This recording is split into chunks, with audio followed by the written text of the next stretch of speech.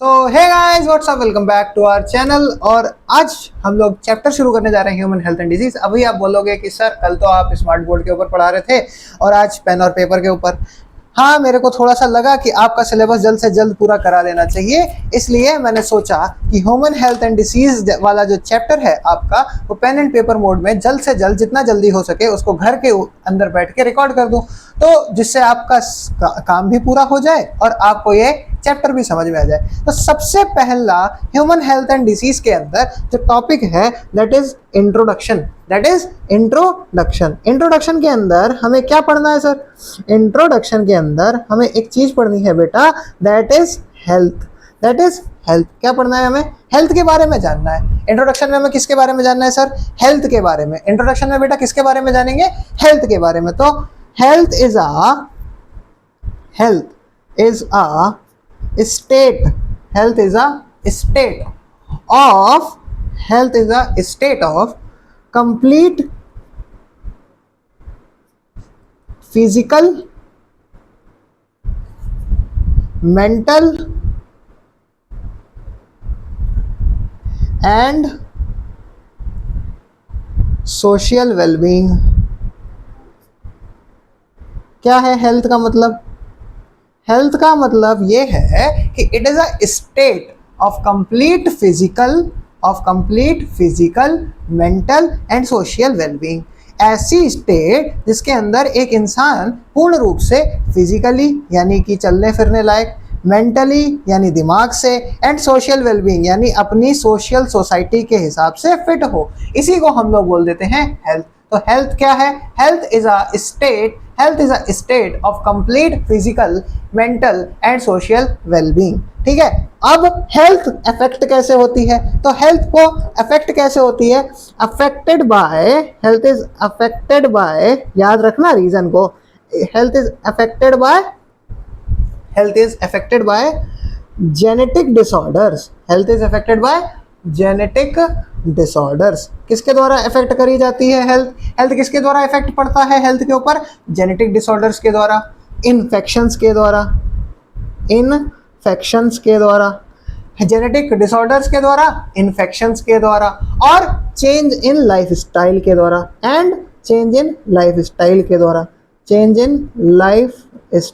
द्वारा, लाइफस्टाइल में चेंज के द्वारा भी इसमें फर्क पड़ता है, हमारी हेल्थ में फर्क पड़ता है। ये तो हुई एनसीईआरटी की लाइन कि हेल्थ एक ऐसी स्टेट है जिसके अंदर इंसान completely physical, mental and social wellbeing के हिसाब से फिट होता है, और ये इफेक्ट होती है जेनेटिक डिसऑर्डर्स से, इन्फेक्शंस से और चेंज इन लाइफस्टाइल से। Now we are going to taught you about disease. किसके बारे में अब हम बात करेंगे? डिसीज के बारे में। अब हम किसके बारे में बात करेंगे बेटा? डिसीज के बारे में। तो डिसीज क्या होता है सर? डिसीज क्या है सर? डिसीज जो है वो एक फंक्शनिंग ऑफ ऑर्गन जो है, इसके अंदर फंक्शनिंग ऑफ एन ऑर्गन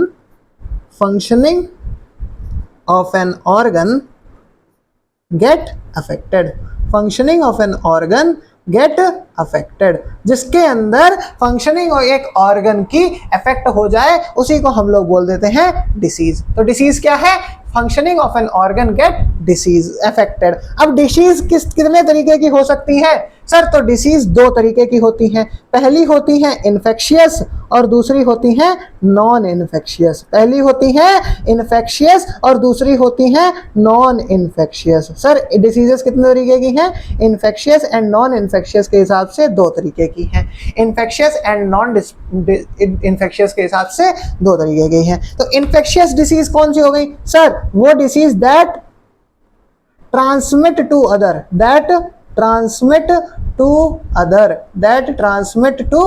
जो दूसरे को ट्रांसमिट हो जाए, वो डिसीज कैसी होती है? इन्फेक्शियस। और नॉन इन्फेक्शियस कैसी हो गई? Do not transmit to other, जो दूसरे को ट्रांसमिट ना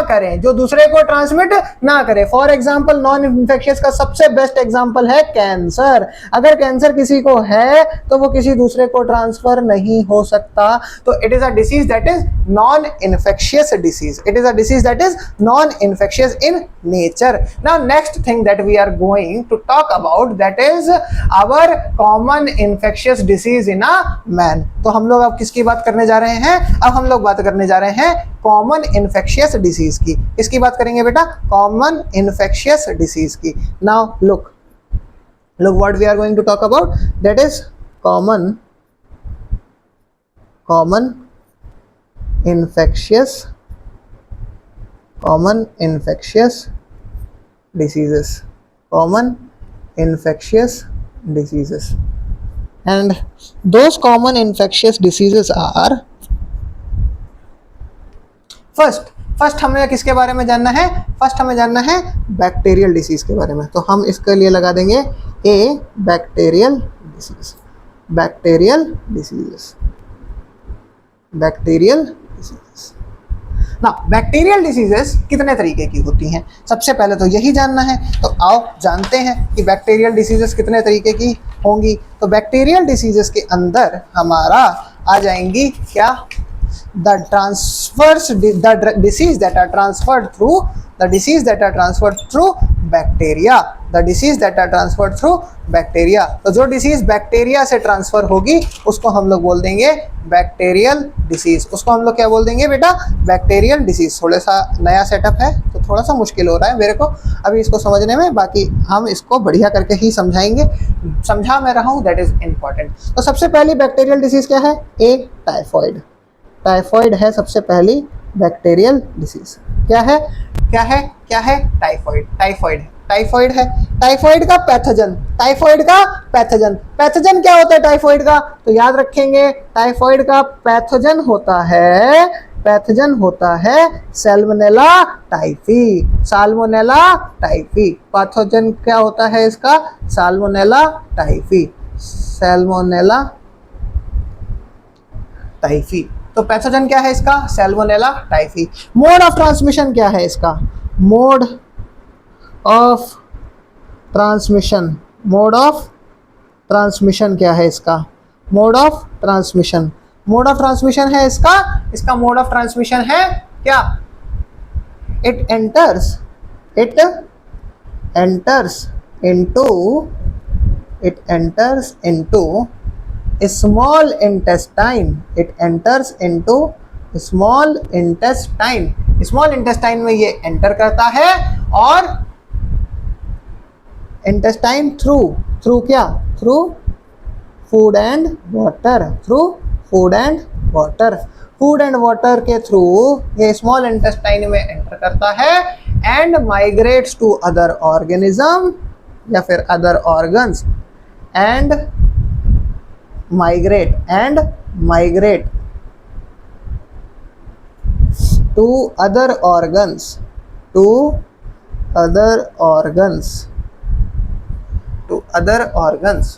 via blood. किसके द्वारा? ब्लड के द्वारा. किसके द्वारा करेगा? ब्लड के द्वारा करेगा. ये चीज समझ आ गई बेटा? ठीक है. तो अब हम लोग बढ़ने जा रहे हैं किसके ऊपर? इसके सिम्टम्स के ऊपर. What are the symptoms? ये भी क्वेश्चन पूछा जाता है तो सिम्टम्स भी पढ़ लो. क्या सर पढ़ लें? सिम्टम्स किसके सर? सिम्टम्स ऑफ टाइफॉइड के सिम्टम्स. पहला सिम्टम क्या है? Sustained high fever. बॉडी को हाई फीवर हो जाएगा. Sustained high fever. बॉडी में क्या हो जाएगा? High fever. कितने डिग्री पर? 39 डिग्री टू 40 डिग्री सेल्सियस तक हो जाएगा. 39 डिग्री टू 40 डिग्री सेल्सियस तक हो जाएगा. क्या हो जाएगा? सस्टेन्ड हाई फीवर हो जाएगा. हाई फीवर होने के बाद इसके बाद क्या होगा? हेडेक होने लगेगा. इसके बाद क्या होगा? हेडेक होने लगेगा. हेडेक होने के बाद और क्या होगा? स्टमक पेन हो सकता है. स्टमक पेन होने के बाद और क्या हो सकता है सर? लॉस ऑफ एपेटाइट हो सकता है. इसका सिम्टम क्या है? लॉस ऑफ एपेटाइट हो सकता है. ठीक है. ये सारे सिम्टम्स हैं इसके. ठीक, ये सारे सिम्टम्स हैं. और इसका फिर सर इसको टेस्ट कैसे किया जाता है? तो ये बेटा टेस्ट किया जाता है इसका test performed to checkup. Checkup के लिए कौन सा टेस्ट होता है? तो इसके चेकअप के लिए टेस्ट होता है, चेकअप टेस्ट जो होता है that is checkup test is Widal test. Checkup test कौन सा है सर? इसका विडाल टेस्ट है। Okay, is it clear? तो टाइफॉइड इसी के संग तुम्हारा एंड होता है। तुम्हारे सिलेबस में टाइफॉइड के बारे में बस इतना दिया हुआ है कि it is a disease that is a bacterial disease, it is a bacterial disease. तो पहली चीज, बैक्टीरियल डिसीज के अंदर सबसे पहला एग्जांपल, सबसे बेस्ट एग्जांपल क्या है? टाइफॉइड है। और टाइफॉइड का पैथोजन क्या है? साल्मोनेला टाइफी है। पैथोजन क्या है? साल्मोनेला टाइफी है। मोड ऑफ ट्रांसमिशन क्या है? It enters into small intestine through food and water और migrate to other organs via blood, blood के द्वारा दूसरे ऑर्गन्स में जाता है। सिम्टम्स क्या है? कि सस्टेन्ड हाई फीवर हो जाएगा, हेडेक होने लगेगा, स्टमक पेन होने लगेगा, लॉस ऑफ एपेटाइट। और इसका चेकअप क्या है? विडाल टेस्ट, सबसे बढ़िया टेस्ट है जो इसको चेक करने के काम में आता है, that is Widal test. Widal test से इसका पता लग जाता है and that is the test that is used to treat और फाइंड आउट टाइफॉइड। नाउ हम लोग नेक्स्ट बैक्टीरियल डिसीज के ऊपर बढ़ते हैं and that next bacterial disease is pneumonia. That next bacterial disease is pneumonia. तो अगली बैक्टीरियल डिसीज जो हम पढ़ने जा रहे हैं वो क्या है बेटा? न्यूमोनिया है। तो आओ न्यूमोनिया पढ़ते हैं अब। न्यूमोनिया, न्यूमोनिया सर ये न्यूमोनिया कैसे कॉज होता है ये बताओ। पहले तो हमें यही बताओ कि न्यूमोनिया होता कैसे है। तो बेटा पैथोजन होता है जिसका नाम है, पैथोजन जिसका नाम है Streptococcus, Streptococcus pneumoniae,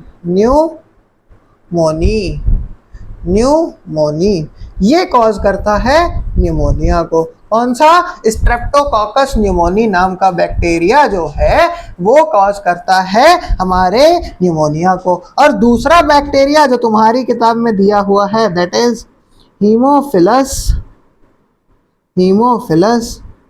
influenza, Haemophilus influenza ये कॉज करता है न्यूमोनिया को। पैथोजन कौन से हो गए? स्ट्रेप्टोकोकस न्यूमोनी हो गए और हीमोफिलस इन्फ्लुएंजा हो गए। ये दो पैथोजन हो गए जो कॉज करते हैं क्या? न्यूमोनिया, जो कॉज करते हैं क्या? न्यूमोनिया। अब न्यूमोनिया में होता क्या है? न्यूमोनिया के सिम्टम्स क्या है? या न्यूमोनिया के अंदर जब बीमारी अगर किसी को न्यूमोनिया की हो गई तो उसके अंदर क्या क्या चीजें होने लगती हैं तो वो देखते हैं। तो सबसे पहले it affects lungs, alveoli, lungs को अफेक्ट करेगा, अल्वियोलाई को अफेक्ट करेगा, लंग्स को अफेक्ट करेगा, एल्वियोलाई को अफेक्ट करेगा। और क्या होगा? The alveoli get filled with fluid leading to किसके लिए लीड कर रहा है? Leading to respiratory problems,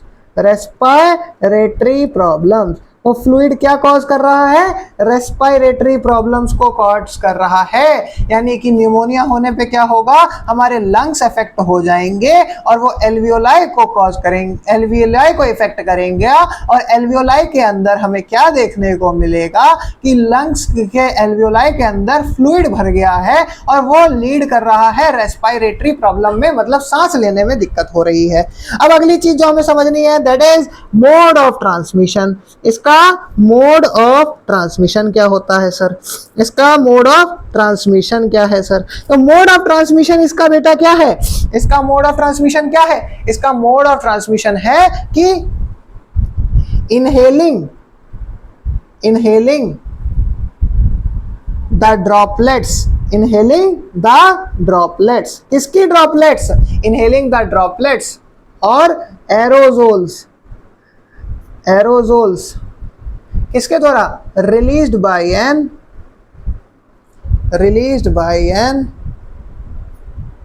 affected person.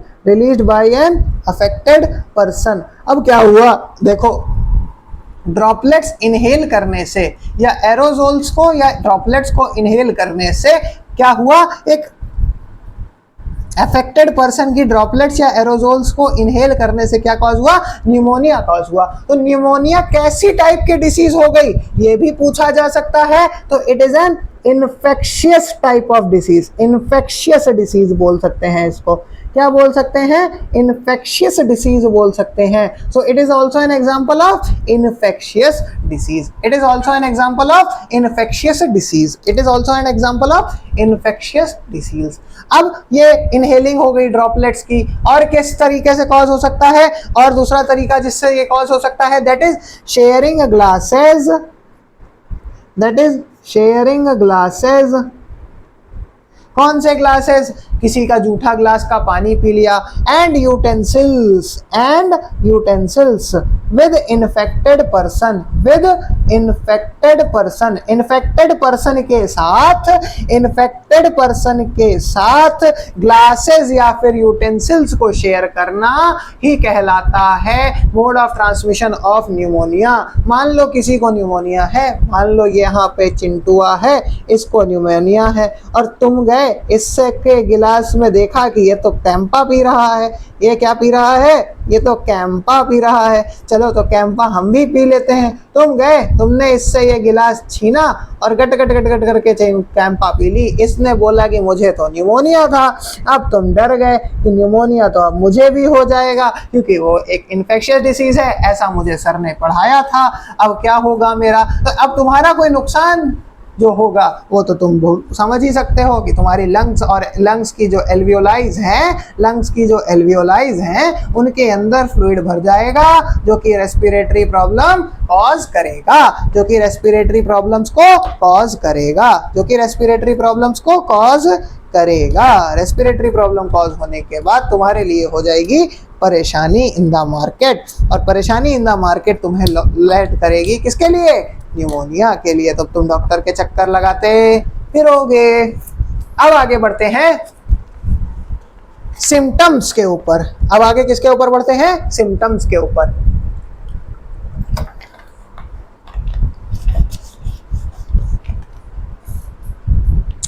तो देखो व्हाट आर दी सिम्टम्स।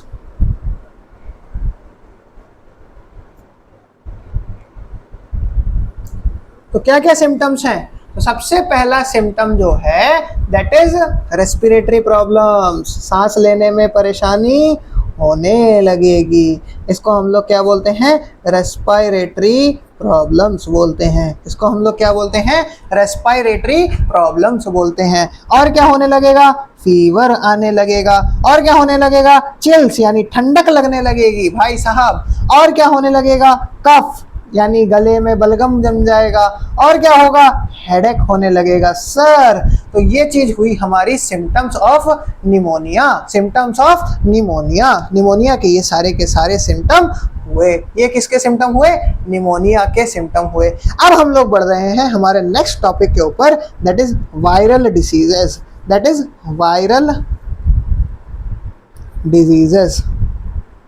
अब हम लोग किसके ऊपर बढ़ रहे हैं, वायरल डिसीजेस के ऊपर बढ़ रहे हैं। नेक्स्ट टॉपिक क्या है हमारा, वायरल डिसीज।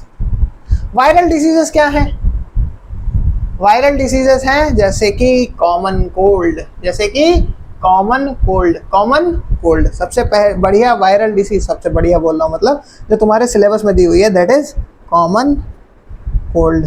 तुम्हारे सिलेबस में कौन सी वायरल डिसीज दी हुई है, वो दी हुई है कॉमन कोल्ड। अब कॉमन कोल्ड क्या होता है, कॉमन कोल्ड जैसे कि नॉर्मल जुखाम, खांसी, बुखार, ठीक, जुखाम जो हो जाता है वो।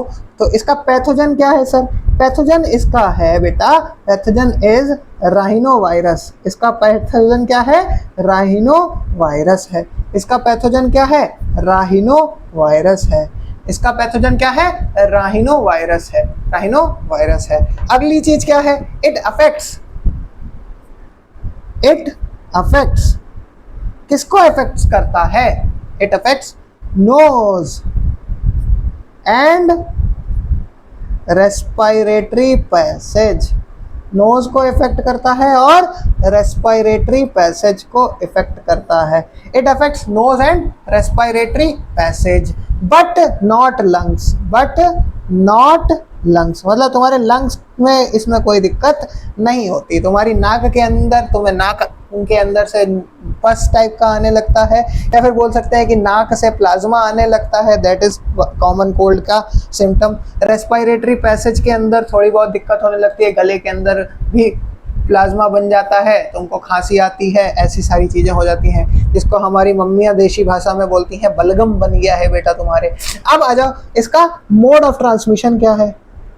किसका मोड ऑफ ट्रांसमिशन क्या है? किसका है सर मोड ऑफ ट्रांसमिशन पढ़ना हमें? कॉमन कोल्ड का। कॉमन कोल्ड का मोड ऑफ ट्रांसमिशन क्या है सर? कॉमन कोल्ड का मोड ऑफ ट्रांसमिशन है बेटा मेरे लाल बाल गोपाल, कॉमन कोल्ड का मोड ऑफ ट्रांसमिशन है inhaling of droplets, inhaling of droplets resulting from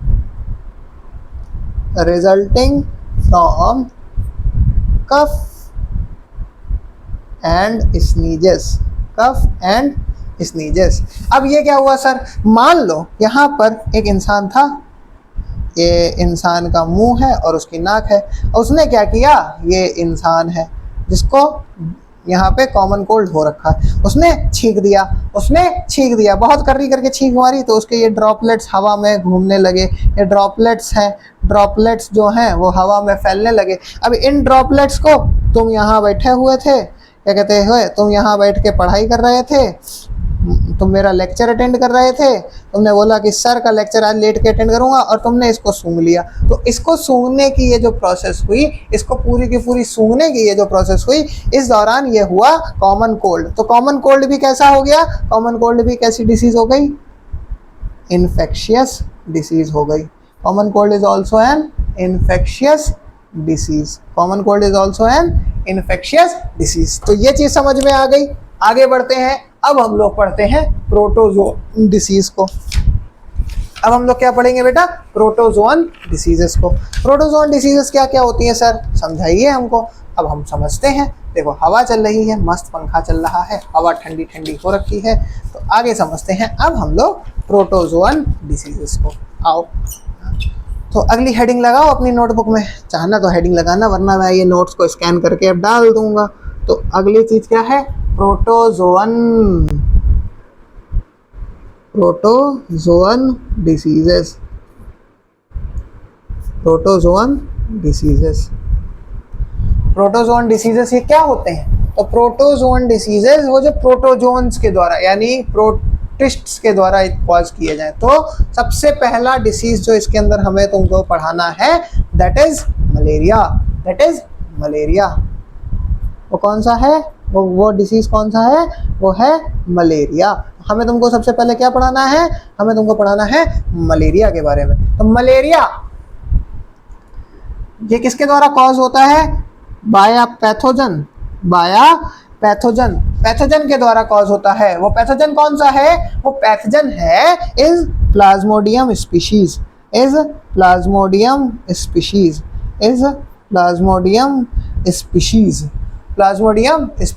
वो कौन कौन से प्लाज्मोडियम स्पीशीज हो सकते हैं? तो that is plasmodium vivax, plasmodium falciparum ये भी हो सकता है, प्लाज्मोडियम फ्लेसिपेरम भी हो सकता है। फ्लेसिपेरम की स्पेलिंग सही कर लेना, FALCI होती है। तो इसको एक बार मैं काट के सही से लिख देता हूँ। देखो मैं स्पेलिंग का भी ख्याल रख रहा हूँ, ऐसा नहीं है कि जल्दबाजी में गलत स्पेलिंग पढ़ा दूँ, क्योंकि नीट के अंदर एक गलत स्पेलिंग से भी ऑप्शन बदल सकता है। और प्लाज्मोडियम मलेरियाई, प्लाज्मोडियम मलेरियाई, इसके द्वारा कॉज हो सकता है क्या? प्लाज्मोडियम की इन स्पीशीज के द्वारा क्या कॉज हो सकता है? मलेरिया कॉज हो सकता है। ठीक है। और प्लाज्मोडियम फैल्सीपेरम जो है वो एक ऐसी स्पीशीज है प्लाज्मोडियम की that causes malignant malaria, malaria. वो क्या कॉज करती है? मैलिग्नेंट मलेरिया को कॉज करती है। वो क्या कॉज करती है? मैलिग्नेंट मलेरिया को कॉज करती है। मैलिग्नेंट मलेरिया यानी कि बहुत serious condition of malignant malaria. अब हम लोग जान लेते हैं मलेरिया के लिए मोड ऑफ ट्रांसमिशन क्या होता है। मलेरिया के लिए मोड ऑफ ट्रांसमिशन क्या होता है? मोड ऑफ ट्रांसमिशन जान लेते हैं सर। तो मोड ऑफ ट्रांसमिशन इसका क्या है बेटा? तो इसका मोड ऑफ ट्रांसमिशन है sir, by female anopheles mosquito, by female anopheles mosquito. किसके द्वारा कॉज होता है? एनोफिलीज मॉस्किटो के द्वारा कॉज होता है। एनोफिलीज मॉस्किटो के द्वारा कॉज होता है। क्या चीज? मलेरिया। क्या चीज? मलेरिया। अब इसके सिम्टम्स जान लेते हैं मेरे लाल बाल गोपाल। तो इसके सिम्टम्स क्या होते हैं सर?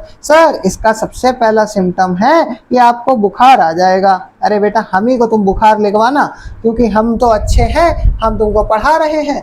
तो इट प्लाज्मोडियम के द्वारा हीमोजीन है एक। हीमोजीन क्या है? हीमोजीन एक टॉक्सिन है। हीमोजीन क्या है? एक टॉक्सिन है। क्या है? एक टॉक्सिन है। Toxin released by Plasmodium.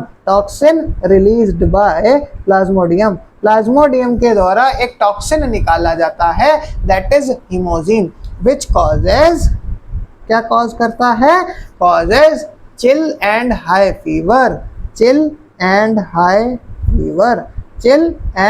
Fever को कॉज कर रहा है। क्या चीज कॉज कर रही है? ये टॉक्सिन, यानी जिसका नाम है हीमोजोइन क्या कॉज कर रहा है? Chill and high fever recurring every 3-4 days। Fever recurring every 3-4 days, 3-4 दिन तक लगातार फीवर आता है। दैट इज द क्या? हमारा symptoms of malaria. That is symptoms of malaria.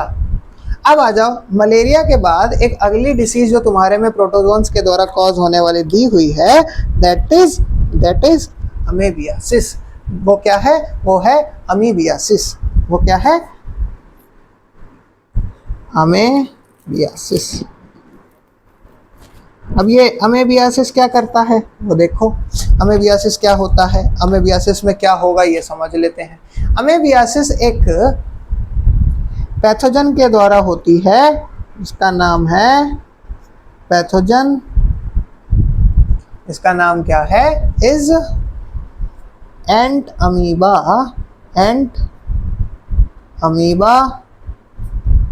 Histolytica. Pathogen क्या है? एंट अमीबा हिस्टोलिटिका के द्वारा कौन सी डिसीज कॉज होती है? अमीबियासिस कॉज होती है। कौन सी डिसीज कॉज होती है? अमीबियासिस कॉज होती है। इसका मोड ऑफ ट्रांसमिशन क्या है सर? वही बता रहा हूँ बेटा।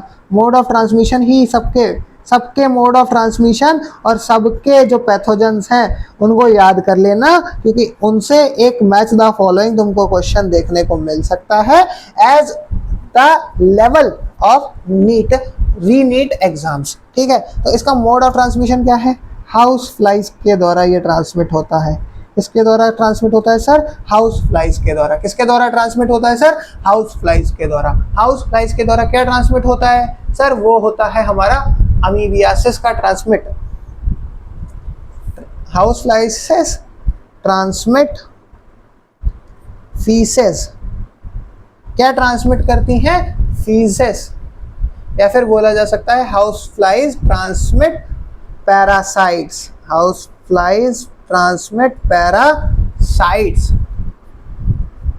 House flies transmit parasites from faeces, उनके पैरों से, to food and water.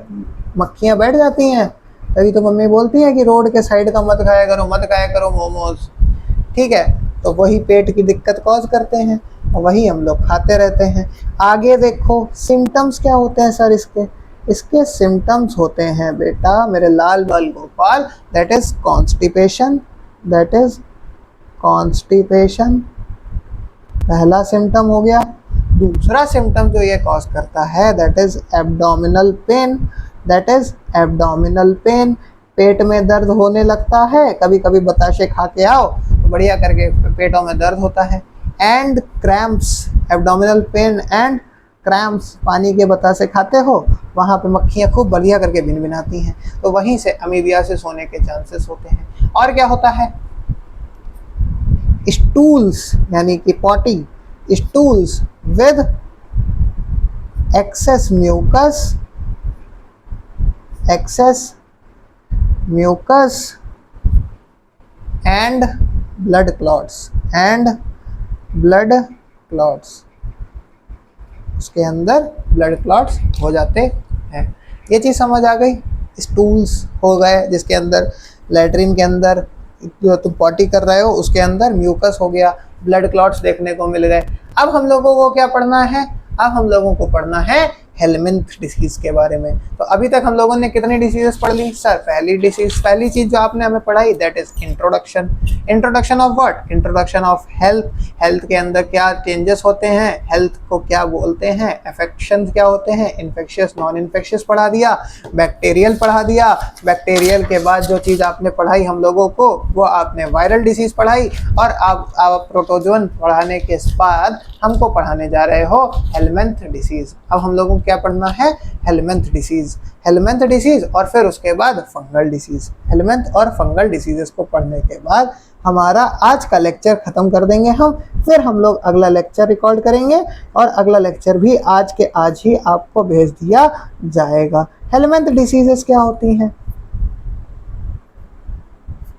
Helminth diseases, तो हेलमिंथ डिसीजेस वो हैं जो कि किसके द्वारा कॉज हो? पैरासाइट्स के द्वारा। जो कि किसके द्वारा कॉज हो? पैरासाइट्स के द्वारा। जो कि किसके द्वारा कॉज हो? पैरासाइट्स के द्वारा। सर पिछली वाली भी तो पैरासाइट के द्वारा कॉज हो रही थी, वो जो हाउस फ्लाइज के पैरों में फिर, लेकिन उसके अंदर हम लोगों को जो पैथोजन था वो एंट अमीबा हिस्टोलिटिका था, जो कि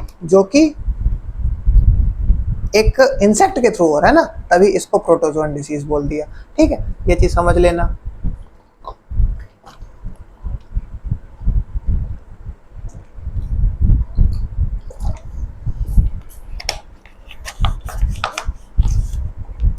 ये नोट कर लिया हो तो अच्छी बात है, क्योंकि तुम्हारे नोट बना लेने से ही फायदा मिलेगा तुमको। अब हम लोग बढ़ते हैं हमारा हेलमिंथ डिसीज के ऊपर। हम लोग किसके ऊपर बढ़ने जा रहे हैं सर? हेलमिंथ डिसीज के ऊपर बढ़ने जा रहे हैं। तो हेलमिंथ डिसीज के बारे में अब पढ़ते हैं। तो मैं पेज को ऐसे फोल्ड कर लिया है मैंने, अब ये जब मैं नोट्स भेजूंगा तब मैं आपको स्कैन करके भेज दूंगा। हेलमिंथ डिसीज के बारे में पढ़ते हैं। हेलमिंथ डिसीज क्या है sir? The disease that are caused by parasites. सबसे पहली हेलमिंथ डिसीज कौन सी है सर? सबसे पहली हेलमिंथ डिसीज जो हमारे सिलेबस में दी हुई है that is ascariasis. Ascariasis, ascariasis किसके द्वारा कॉज होती है सर? एस्केरियासिस कॉज होती है बाय अ पैथोजन, जिसका नाम है एस्कारिस, जिसका नाम है एस्कारिस। एस्कारिस, और एस्कारिस क्या होता है? एक इंटेस्टाइनल पैरासाइट होता है। ये क्या होता है? एक इंटेस्टाइनल पैरासाइट होता है। ये क्या होता है? एक इंटेस्टाइनल पैरासाइट होता है। ये क्या होता है? एक इंटेस्टाइनल पैरासाइट होता है। इंटेस्टाइनल पैरासाइट तो होता है, ये चीज हमें समझ में आ गई सर। अगली चीज क्या है सर? इसका मोड ऑफ ट्रांसमिशन देख लो। इसका क्या देख लो? मोड ऑफ ट्रांसमिशन देख लो। मोड ऑफ ट्रांसमिशन क्या है इसका? तो इसका मोड ऑफ ट्रांसमिशन जो है वो है, इसका मोड ऑफ ट्रांसमिशन जो है वो हो सकता है soil water,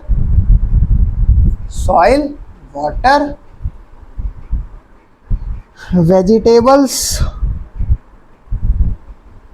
fruits etcetera. Soil, water, vegetables, fruits etcetera. ठीक है, ये इनके ऊपर क्या होगा? जैसे मान लो ये एक एप्पल है सर, एप्पल तो हेल्दी होता है, इट कीप्स डॉक्टर अवे। तो इससे कैसे बीमारी हो रही है? और इसके ऊपर कोई इंसेक्ट बैठ गया है, ये मान लो इंसेक्ट बैठा हुआ है, और इस इंसेक्ट के फीसेस में, यानी इसके फीसेस यानी पैरों में, फीसेस यानी पैरों में क्या है? कोई पैरासाइट चिपका हुआ है। वही पैरासाइट ये इंसेक्ट जब इस पे बैठा तो छोड़ गया, मान लो इतने हिस्से में वो पैरासाइट लग गया, और तुम गए, तुमने इस एप्पल को पकड़ा और बिना धुले मस्त बाइट ले ली, तो ये तो कंटामिनेटेड था। तुमको क्या कॉज करेगा? तुमको एस्कैरियासिस कॉज करेगा। और अब एस्कैरियासिस अगर ये कॉज करेगा तो अब जान लो कि एस्कैरियासिस के सिम्टम्स क्या होते हैं, जिससे आगे के लिए ख्याल रख सको और फल सब्जियां धुल के खाओ। सिम्टम्स क्या होते हैं सर इसके? सिम्टम्स होते हैं इसके क्या? इंटरनल ब्लीडिंग होने लगेगी, बॉडी के अंदर ही अंदर ब्लीडिंग स्टार्ट हो जाएगी ऑर्गेनिजम्स के अंदर, जैसे स्मॉल इंटेस्टाइन के अंदर ब्लीडिंग होने लगे, मान लो स्टमक की जो वॉल्स हैं उनके अंदर ब्लीडिंग होने लगे। और क्या हो सकता है? मस्कुलर पेन हो सकता है सर, मान लो शरीर में और मसल्स में दर्द होने लगे, मस्कुलर पेन होने लग जाए। फीवर हो सकता है, फीवर एंड अनीमिया कॉज हो सकता है, फीवर एंड अनीमिया हो सकता है। फीवर एंड अनीमिया होने के बाद अगली चीज़ क्या हो सकती है? ब्लॉकेज हो सकता है, ब्लॉकेज हो सकता है of intestinal passage, blockage of intestinal passage, intestinal passage का ब्लॉकेज हो सकता है, ये भी हो सकता है, और ये हो सकता है, ये हो सकता है। ये 4 सिम्टम्स इसके होते हैं, ये 4 सिम्टम्स इसके होते हैं। किसके होते हैं? एस्कारियासिस के होते हैं। ये किसके होते हैं? एस्कारियासिस के होते हैं। अब एक और हेलमिंथ डिसीज तुम्हारे सिलेबस में दी हुई है, that is filariasis, that is filariasis. इसमें क्या है सर? फाइलेरिया का सुना है, जिसके अंदर एलिफेंट फीट देखने को मिलता है। इसको ही हम लोग दूसरा नाम क्या देते हैं? एलिफेंटियासिस, एलिफेंटियासिस भी बोल देते हैं, एलिफेंटियासिस भी इसको ही बोलते हैं, फाइलेरियासिस को ही बोलते हैं, जिसके अंदर एक पैर तुम्हारा सूज जाता है, पैर कतई हाथी की तरह हो जाता है। तो ये कॉज किसके द्वारा होता है? Pathogen is filarial worms. Filarial worms किसके द्वारा फैलते हैं? पैथोजन इज, इसका पैथोजन क्या है? Filarial worms, filarial worms cause करते हैं क्या? एलिफेंटियासिस को। एलिफेंटियासिस को तो कॉज करते हैं, और साथ ही में इसका मोड ऑफ ट्रांसमिशन क्या है सर? इसका मोड ऑफ ट्रांसमिशन है, मोड ऑफ ट्रांसमिशन क्या है? इसका मोड ऑफ ट्रांसमिशन है, what is the mode of transmission? It is transmitted by the bite of female Culex mosquito, female Culex mosquito. ये चीज समझ आ गई? Female Culex mosquito.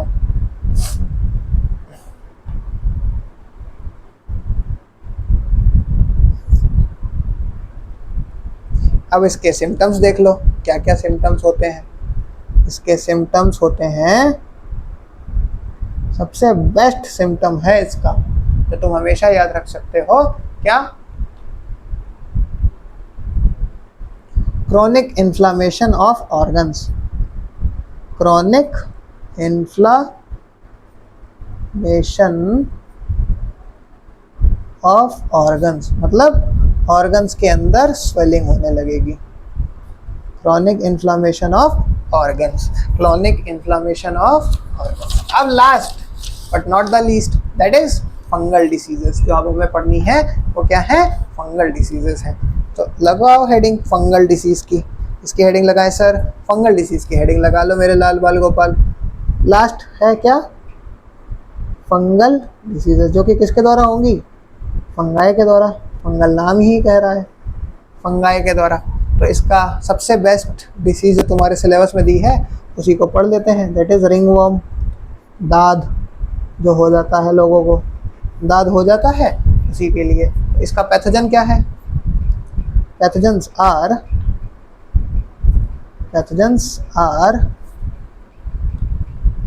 माइक्रोस्पोरम,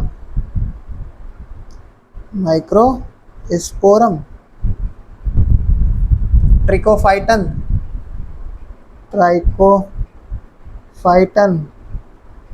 और एंड एपिडर्मोफाइटन। और इसका क्या है? एपिडर्मोफाइटन, ये है। ठीक है। मोड ऑफ ट्रांसमिशन क्या है इसके? मोड ऑफ ट्रांसमिशन समझ लो।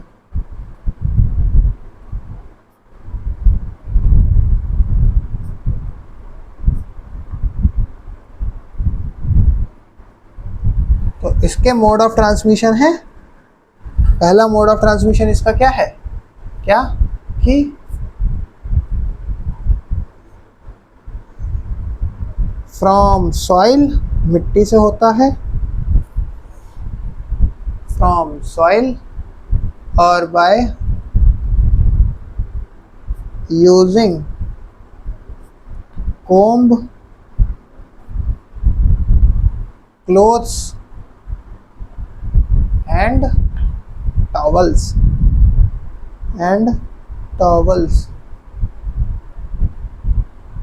ऑफ अदर्स, किसी दूसरे की ये चीज़ें, यानी कि कोम्ब, क्लोथ्स यानी कॉम्ब यानी कंघा, क्लोथ्स यानी कपड़े, टॉवल यानी कि तौलिया, किसी भी अदर पर्सन की यूज़ करने से हमें क्या होता है? फंगल डिसीज होने का चांस होता है। और ऑल्सो हीट यानी गर्मी, एंड मॉइस्चर यानी नमी, और हीट यानी गर्मी, help fungi to grow. Help क्या करता है? फंगाई को यानी फंगस को ग्रो करने में हेल्प करता है, हेल्प फंगाई टू ग्रो। ठीक है। तो इससे हमारी फंगल डिसीजेस फैलती हैं।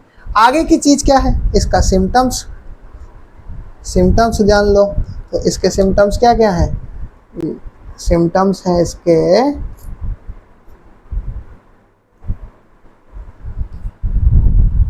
ड्राइनेस हो जाएगी स्किन में, ड्राइनेस। ठीक है। स्केली लेजन्स, कुछ लाइन जैसा स्ट्रक्चर बन जाता है। ठीक है। ऑन स्किन, खाल के ऊपर, नेल्स नाखूनों के ऊपर, स्कैल्प यानी सर के ऊपर, एटसेट्रा। ठीक है। और इंटेंस इचिंग होती है इसमें। क्या होती है? इंटेंस इचिंग होती है। इंटेंस इचिंग होने लगती है। तो ये तो हुई तुम्हारी introduction to all the diseases. अब इसी के साथ हम लोग आज के इस लेक्चर को एंड करते हैं on a good note, just because ये लेक्चर जो है वो 40 मिनट के अराउंड पहुंच चुका है, और इतनी देर तुम फोकस कर लो, ये भी बहुत बड़ी बात है।